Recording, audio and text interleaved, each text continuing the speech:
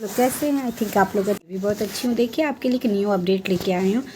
ये हेडमास्टर और head teacher TRE 3 और ट्रांसफ़र से लेकर एक संबंधित सूचना जारी किया गया है। देखते हैं ट्रांसफ़र से रिलेटेड क्या न्यूज निकल के आ रही है, क्योंकि ये ट्रांसफ़र तो आते आते बीच रास्ते में ही अटक जाती है, पता नहीं चलता कि कब आएगी। 6 मंथ्स से हम लोग ऑलरेडी इंतज़ार में है कि आ जाएगी, कल आएगी। आए दिन खाली न्यूज़ पे न्यूज़ आ रही है कि ट्रांसफ़र का लिस्ट जारी होगा, लेकिन कुछ होता नहीं है जारी, आशाएं टूट जाती है। इसलिए अगर शिक्षा विभाग को या सिद्धार्थ जी को अगर ट्रांसफ़र नहीं करना तो क्लियर कर दे। बार बार लोगों को उम्मीद जता के उम्मीद तोड़ना अच्छी बात नहीं होती है। आप चाहे तो तुरंत ही ट्रांसफ़र लिस्ट जारी कर सकते हैं और स्कूल आवंटन कर सकते हैं। इतना भी कोई हार्ड काम नहीं है आपके लिए, लेकिन आप चाह ले तो कुछ भी हो सकता है।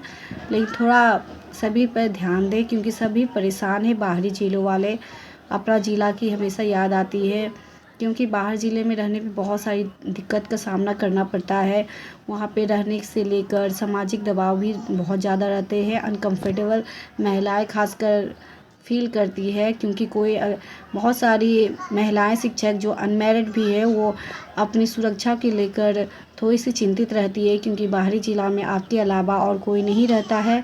सिर्फ शिक्षिकाएँ या फिर जो अनमैरिड है वो सिर्फ वही रहती है रूम लेके। तो वहाँ पे थोड़ा सा उनका सेफ्टी पर्पज़ से भी वो चाहती है कि जल्द से ट्रांसफ़र हो जाए, तो थोड़ा सा ध्यान दें।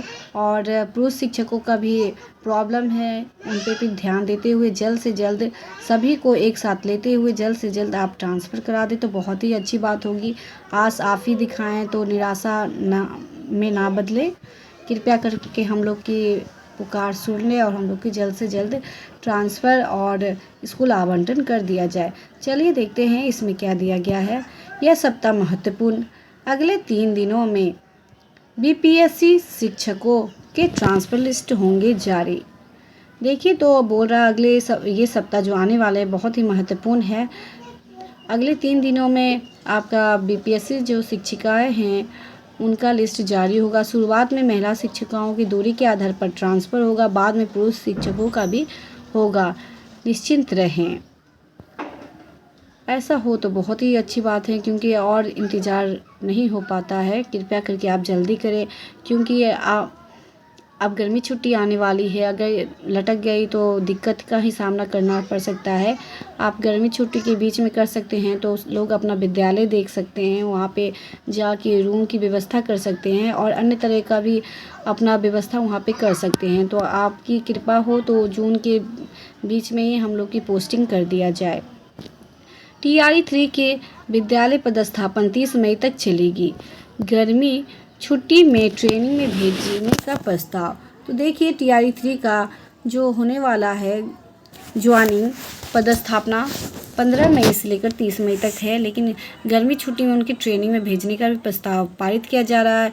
ये अच्छा भी मौका है कि गर्मी छुट्टी में उनको ट्रेनिंग करा देंगे। इसके बाद जो विद्यालय खुलेंगे वो अपना पढ़ाने का काम पूरा करेंगे, और जिससे शिक्षकों की कमी भी महसूस नहीं होगी उस विद्यालय में, और बच्चे को भी एक भी दिन का हानि नहीं होगा पढ़ाई लिखाई में। ये अच्छी कदम है अगर जून में उनकी ट्रेनिंग पूरी हो जाती है। ट्रेनिंग 15 दिनों का होगा, तो ये ट्रेनिंग 15 दिनों की चलने वाली है। इस सप्ताह एडीओ बहाली के लिए अहम। वित्त विभाग से फाइल वापस आने की संभावना। पे स्केल के बारे में भी सूचना इसी सप्ताह। बीपीएससी द्वारा नोटिफिकेशन जुलाई में। तो ये बीपीएससी की कौन सी नोटिफिकेशन की बात की जा रही है मैं आपको क्लियर कर दूं। बीपीएससी की जो टीआरई वैकेंसी आने वाली है इसी के बारे में बताया जा रहा है। नोटिफिकेशन उसका हम लोग के बीच जुलाई में आने की संभावना है। परीक्षा चुनाव बाद होगी, तो उनकी परीक्षा होगी चुनाव के बाद। उम्र में कोई रियायत नहीं दी जाएगी और ना ही शिक्षकों के लिए कुछ छूट होगा। प्रधान शिक्षकों का मामला कोर्ट जाने से विभाग खफा है। तो प्रधान शिक्षकों का जो मामला कोर्ट में चला गया तो विभाग इससे खफा हो गई है। हेड टीचर के कारण एचएम की बहाली भी लेट होगी। तो हेड टीचर की जो चली गई थी बहाली कोर्ट में, तो इसके कारण ही हेडमास्टरों की बहाली भी थोड़ी सी लटकती नज़र आ रही है, उसमें देरी की संभावनाएं बताई जा रही है। उनके चक्कर में हेड मास्टर की भी बहाली लेट हो गई है। तो ये जल्द से जल्द निराकरण होना चाहिए हेड टीचर के लिए। जो भी कोर्ट केस में गए हैं या फिर उन्हें कोई भी दिक्कत का सामना है तो जल्द से जल्द उनकी हेयरिंग हो जाए और ये कोर्ट केस ख़त्म हो जाए, तभी एचएम का बहाली हो। नहीं तो एचएम की बहाली तो सरकार कर ही सकती है, क्योंकि हेड टीचर अलग है और हेड मास्टर की बहाली अलग है। आप उसको चाहे तो पूरा कर सकते हैं, इसमें अभी कोई भी दिक्कत की सामना नहीं आई है, इसलिए आप कर सकते हैं। पूरी संभावना बन रही है अब गर्मी छुट्टी के बाद हेयरिंग होगी। फेल होने वाले शिक्षक और प्रमोशन चाहने वाला स्नातक शिक्षक भी नहीं चाहते बहाली हो। तो बताया जा रहा है कि हियरिंग हमारे गर्मी छुट्टी के बाद ही हो पाएगी, क्योंकि वहाँ पे भी गर्मी छुट्टी हो चुका है, इसलिए हियरिंग भी कोर्ट भी बंद रहेगा, इसलिए वहाँ पे भी गर्मी छुट्टी के बाद ही खुलेगा। फेल होने वाले शिक्षक और प्रमोशन चाहने वाला स्नातक शिक्षक भी नहीं चाहते कि बहाली पूरी हो, क्योंकि उन्हें दिक्कत का सामना करना पड़ेगा, क्योंकि प्रमोशन के द्वारा ये सीट भर दी जाएगी। तो हेड मास्टर की जो बहाली आती है, सीटें आती है, वो नहीं आ पाएगी, इसलिए चाहते हैं कि प्रमोशन के द्वारा ही ये सीटें भर दी जाए।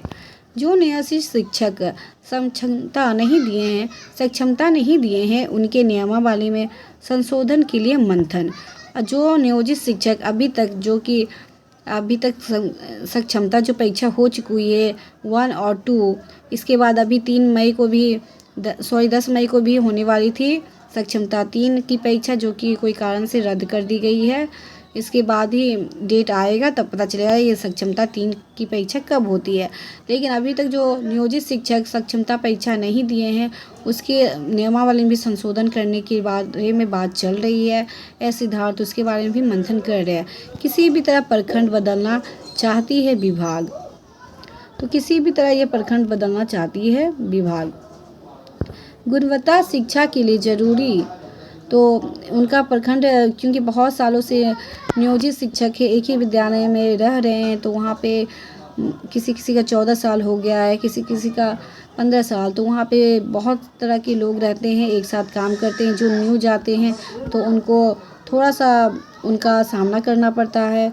वो अपने आप को दिखाते हैं कि हम इतने सालों से नौकरी कर रहे हैं और आप नए आए हैं तो हमें नहीं कुछ समझा सकते हैं, जैसे व्यवस्था चल रही चलने दीजिए, इसमें आपको बोलने का अधिकार नहीं है। मतलब उनको नए लोगों को हीन भावना का सामना करना पड़ता है उनके द्वारा। सभी को मैं नहीं कह रही हूँ, कोई शिक्षक ऐसे होते हैं, अगर कोई कम उम्र के आ जाते हैं और कोई सीनियर टीचर ऐसे हैं, सीनियर इन केस में कि उनकी उम्र ज़्यादा है, तो आपको थोड़ा सा डिमोरलाइज करते हैं कि आप छोटे हैं उनसे, आपको बोलने का कुछ हक नहीं है। लेकिन खैर, हम लोग सभी शिक्षक के एक ही पद पे है, तो सबको सम्मान देना चाहिए और सम्मान की दृष्टि से देखेंगे तभी उनको भी सम्मान मिल पाएगा। आप सम्मान किसी को देंगे तभी आपको सम्मान मिलेगा। कोई जोर ज़बरदस्ती किसी के साथ नहीं कर सकती है अभी के समय में। सक्षमता पास सभी शिक्षकों का ट्रांसफ़र चुनाव बाद।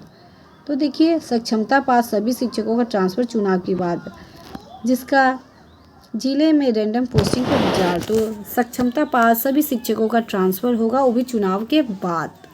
जो ये ट्रांसफ़र पोस्टिंग भरे हैं या नहीं भरे, फिर भी उनका होगा चुनाव के बाद।